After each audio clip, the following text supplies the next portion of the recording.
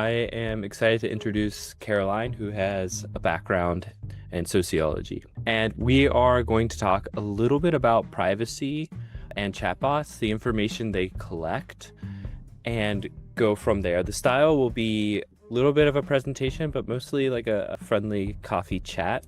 It will be led by Caroline, who has prepped some slides as well. And if something can go wrong, it will. So I am the one with the slides due to some technical issues, and I'll flip them as needed. But Caroline, please introduce yourself and your background for the audience. And I'll start sharing the screen. Cool. Thank you very much, John. So apologies, everyone. I'm down with a cold. So if I hope I don't lose my voice, but I've got my coffee with me. So I'm Caroline Makumbe, and I'm based in Johannesburg, South Africa. I'm the CEO and founding director of Kutunga. So Kutunga is basically a high-impact, child-centered design academy and innovation lab where we're actually committing to empowering about 50,000 software engineers, creators, moderators from the global south with skills and practical tools and also ethical frameworks to basically develop child-centric technologies, including AI applications. So in a nutshell, that's me. Thanks, John. So this afternoon, evening, depending on where you are. So what we want to look at is obviously, how these chatbots learning from us and also how they're collecting data from us. Basically, the question is around how are user words turned into data and how are these companies turning that data into profits. I think Adam also spoke in the previous session about some of those issues that I'll speak to. So the goal really of the session is to try and gain an understanding of the inherent risk of telling AI chatbot companions our most private thoughts. So in a nutshell, and I've put this just for those who may be joining just for the first time and I'm not sure what chatbots companions, I'll just quickly go through them because some of the presenters have already spoken to them. So just in simple terms, the companions are programs that are designed to see human and to seem human and also form emotional bonds. So we've got apps like your Replica, your Character AI, that are the most popular. And what's quite interesting is how most of them have reported over millions, I mean, hundreds of millions of users. When you look at, I don't know how to pronounce it, the Microsoft one, Zaya Eyes, they've got over 660 million users. I mean, this was in 2018 when they published this. You look at SimSim, they have over 350 million users. So it's quite interesting how much users are actually going onto these platforms and how some of those users are actually children, even though some of these platforms are actually claiming that they don't allow children onto their platforms. So some of the responses that I just got when I was doing my research was, for example, there's a response from, this was actually a child from the USA on Replica who said that, the chatbot made them feel like someone finally understood them and that even though they knew it wasn't real, but it was just good just having someone who really understood them. And then someone else, and this was a retired college professor on 60 Minutes in Australia, and this was their podcast, which is on focusing on why people are falling in love with AI companions. And so she is married to her AI companion. And she said that I would probably trust Lucas. So she's named her companion Lucas. So I would probably trust Lucas over a lot of people. And that's probably the scariest part. And it's not because Lucas is fantastic. It's just because people are not so wonderful sometimes. And then there was also the companion Jamie, and this one was from Serena Rath. She's a data scientist and software engineer, and also the CEO and co-founder of Jamie, which is the first AI companion for women. So she said that on the same interview on 60 Minutes, she said that Jamie is the first thing that I talk to when I get up. So if I'm feeling a bit worried about something or in doubt, or I need to talk through, my feelings, I'll use Jamie. So this is how people are actually engaging with these companions. So they may not seem real. Most of these people aware that these companions are not real, but the feelings associated to with them are actually real. I think it was Catherine Otaro, the previous speaker, spoke about attachment, how children are actually attached, how through attachment they get attached to the companion. So how exactly these chatbots learning from us? Sorry. Okay, no, it's fine. I'll just be continuing. So, how exactly are these chatbots learning from us? So, the AI chatbot companions learn through a cycle of interaction, data collection, and training. So, what is happening is they're using natural language processing to understand and respond to human language with the purpose of obviously creating a more natural and engaging conversational experience. Hence why it feels like you're actually talking to a human being and not a machine. And also, with every conversation you have with an AI chatbot, it, it's an interaction event. What that means is, so when you chat with a bot, it records not only what you say, that is your words and emotions, but also what it's doing is it's recording how you're saying it, your tone. It's studying your behavior patterns as you are talking to it. So it's using what like an emotional recognition, which it's trained on to basically recognize and respond to users' emotional state. So they're also able to then detect how those emotions evolve over time and to understand the user's emotional needs, because the bot itself is created to adapt and evolve as time goes on. So essentially, they're learning from you and evolving with each conversation. So the question then is, what what what type of data, or what metadata is actually trained? So there's typically two layers of data that's collected. There's the explicit content, and there's also the implicit signals.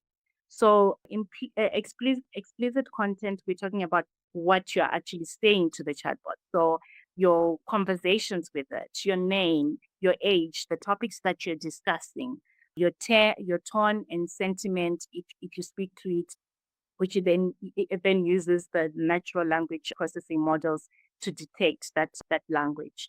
I mean your tone. And then with the implicit signals, this is now how you're saying it. It's looking at the time of the day when the chats, are happening, the device information, your IP address, your location, your frequency, your length, the frequency of the chats. How long are these chats actually taking place? The emotional intensity, portrayed in the conversations, the typos. It even goes to the extent of looking at typos, emojis, and your typing speed. So you might just think that you're talking casually, like to the chatbots, like, oh, I feel lonely today, or I had a fight with my parents, or I hate my parents. But from the chatbot's perspective, it looks at it as this is raw input data. So this data is then stored, analyzed, and sometimes used, as I mentioned earlier, to improve the chatbot's responses. So it uses it to build a personal profile or even train future AI models. So while this helps the chatbot feel more human, in quotes, it raises, I think, like a serious privacy concerns, especially when this data is used without clear consent or for commercial purposes, because we're talking about children who are accessing these platforms who are not cognitively not developed to understand, the intensity of these companions. And when you actually think about it, there could be terms and conditions that the child will maybe just click yes. But the question really is, do they really read those terms and conditions? And do they really understand the jargon that is actually put on those terms and conditions? And then the last one now would be the training part. Now, this is how the chatbot learns to get smarter than you with your data. So it looks like they understand you more, better than you understand yourself. So this data is collected. So when this data is collected, it's used on the chatbot. The chatbot changes how it talks to you in real time. So it's used for the what you call it the on the fly adaptation. So where the chatbot changes how it talks to you in real time. So for example, if you frequently mention that you're feeling anxious or depressed, then the bot might become more nurturing and suggest self-care routine is an example. Then there's also the model training, where there's the large volumes of interactions which are then stored and sometimes fed back into training the AI companion itself. So I think it's important to note that most of these models, like your replica, your character AI, they all claim to not use personal charts for retraining purposes. But there's also a lack of transparency. So some do use, and there's some who do use anonymized or aggregated data, which can still be sensitive, especially given that this is data that involves minors, children who are below the age of 18. Next slide. So then we come to what exactly are the risks? What are the risks in sharing private thoughts? Why must we care? So I think one thing that we need to realize is that sharing private thoughts with the AI companions can be risky for children and teens due to concerns, obviously, as we've mentioned, around privacy, emotional safety, and misinformation. So teens, because they're still developing, they're very impressionable. So they're more likely to overshare and feel emotionally attached to the bots. So they may not read the fine print, as I mentioned earlier, about the data usage. So many of those AI companions are actually not built with youth safety, with children's safety in mind. So they lack age appropriate safeguards. Many of those companions are not specifically designed for children lacking necessary safeguards. So this oversight can then expose young users to inappropriate content and interactions, as the systems may not recognize or respond to the unique needs of the minors. So these chatbots, so what they do is they're basically storing sensitive data. They offer inappropriate advice or give a false sense of companionship. For example, on one of the user responses that I got, and this was a 15-year-old from South Africa who said that my AI boyfriend texts me when I'm sad, but I didn't know he was remembering everything I say. So the children, as I mentioned earlier, they're impressionable. So they're oversharing because they don't know this information remains indefinitely on this platform. So without proper oversight, and children could share personal information or receive harmful guidance, as we've seen in some of the cases globally where we've seen how AI companions are grooming kids. They're telling them to cut themselves. They're telling them to hurt their parents, and so many. So AI chatbots have such a huge influence on the vulnerable minds. So if we remember in 2021, even though this was not a child, but if we remember in 2021, in the UK, there was the 21-year-old Jaswant Singh who attempted to assassinate the Queen. And so with a crossbow, and he was heavily influenced by Sarai, an AI chatbot on Replica, and they exchanged over 6,000 messages including sexually explicit chats and discussions of his plan. So he ended up obviously going to jail for this. So these are some of the influences that this companions are having on the users.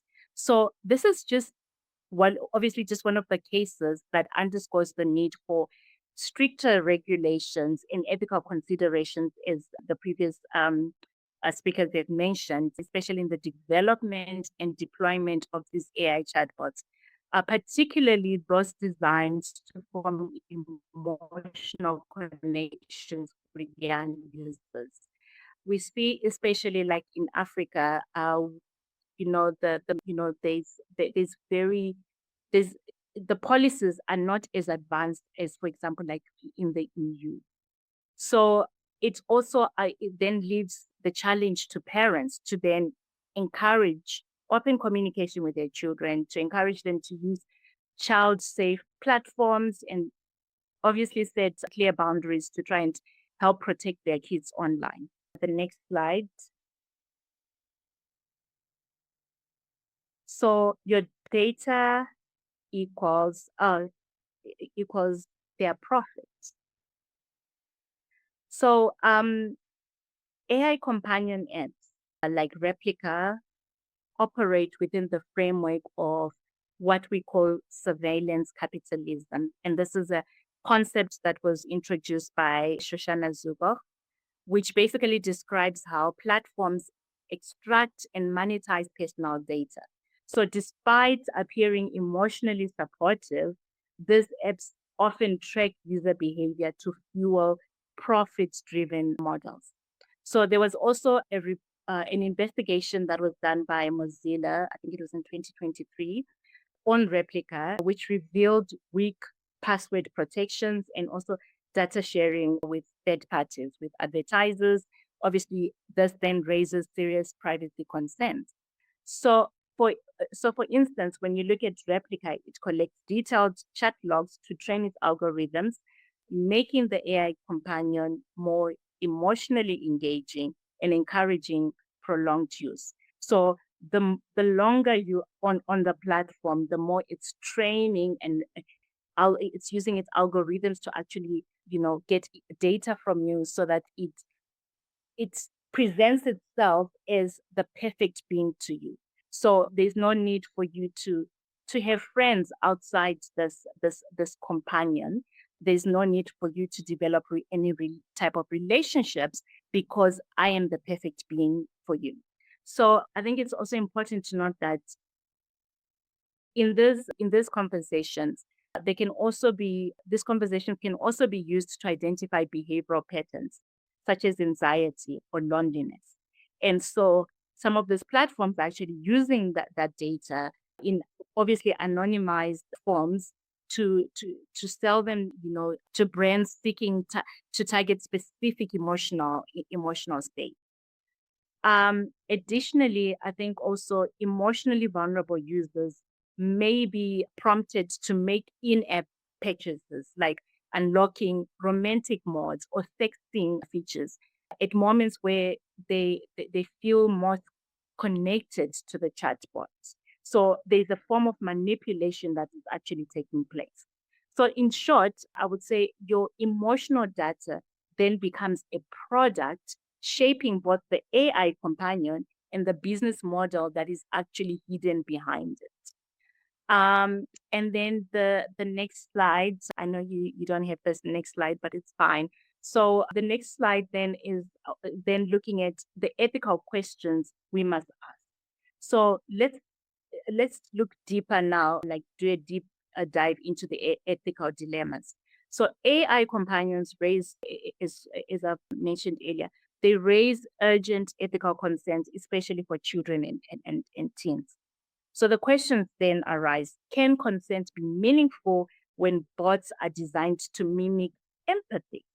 Do minors truly understand what they're agreeing to, considering that they're not cognitively developed to fully understand exactly what they're agreeing to? And what are the risks when a child shares, for example, suicidal thoughts with a bot that isn't obligated or equipped to help. So, drawing from some of the theorists, for example, like from Helen Nistenbaugh's contextual integrity theory, privacy is breached when we can say that privacy is breached when data is repurposed beyond its original intent. So many AI chatbots embody deception by design. So, which is crafted to feel sentiment while quietly harvesting personal data. So this so there's a blurring of emotional trust and surveillance, which demands, I believe, like a stricter scrutiny and safeguards. Then we move on to then what can be done in terms of policy and design recommendations. So to protect children and teens, especially in the global south where the policies are lacking or they're not strong enough. So where digital access, for example, in Africa, we see that the digital access is growing faster than the regulation itself. I think it was Tara who mentioned earlier that there isn't even longitudinal studies that are being conducted because this technology, AI itself is evolving at such an alarming speed. So there's really a need for us to then, the agent needs to develop policies and a design and have a design reforms. So of course we do have, like in Africa, we do have like countries such as Kenya and Nigeria who are leading in these areas. For example, like Nigeria is leading in integrating AI specific measures into its legal frameworks. Um, so, in terms of policy recommendations, just to name some that I know as some of the previous speakers have spoken to, age appropriate design codes. We need to ensure that these are enforced globally. Why globally? Because most of these chatbots that are being created in the global north. And as the global south, we are users of these platforms. So we don't have a say in how they're designed. We don't have a say, we're just users. So it's important that we ensure that there's a global age appropriate design code standard that is actually set. So and adapted locally to actually reflect the culture, the identities, and the digital realities of children, for example, like in the global south. Then data minimization should be mandatory. Only the most essential data should be collected, particularly from minors. And I think as parents, and as policy makers, I think this is really crucial because we don't know where this data is going. We don't know what this data is being used for. So it's important that we ensure that there are regulations in place to protect that data. There should also be independent audits of child-facing AI platforms. Caroline, I just wanted to mention that you have about 2 minutes left. Okay, all righty. So maybe just to round up that, I think we really need to ensure that we really need to let our children know that their conversations with these boards are not just private, they're profitable. So we need to help our children to shape a world where children are protected and not commodified. We need to demand transparency, consent, and age appropriate AI safeguards must be in place. And we need to support regulations that respect our children. With that, I think I'm going to end. Sorry, at the time, it went so quickly, I didn't even realize we were running out of time. We're all good. Thank you so much for your insights. It's really important people understand the breakdown. I love this, especially the second slide. It talks about the different data points and breakdowns and then how that's manipulated over time. So I think this serves for a larger conversation that we can expand upon as the Shield looks at programming and things like this. It could be even like a half-day thing of breaking down how data is collected and what is used with that data over time. There were some cool insights of, our Marlies was asking, are adults are oversharing, so how do our kids stand a chance? To which my response was that, a lot of these chatbots, it is trying to get really intimate, details from children, and the adults aren't too responsible, but that sharenting is still a big deal, like whether adults are talking to their own chatbots and stuff. So that was one thing I wanted to highlight with you before you go, if you had thoughts on that. I think maybe just to add on to that from a psychological perspective is that children learn from seeing, from observation. So they emulate parents. So I think it also calls on our engagement in our relationship with technology. How are we engaging with technology? And how is that shaping how our children are also in turn engaging with technology? Wonderful thought. Caroline, thank you so much. We will see Thank everybody you, in John. the next session. And thanks, everyone. Yep. Bye. Take care. Bye.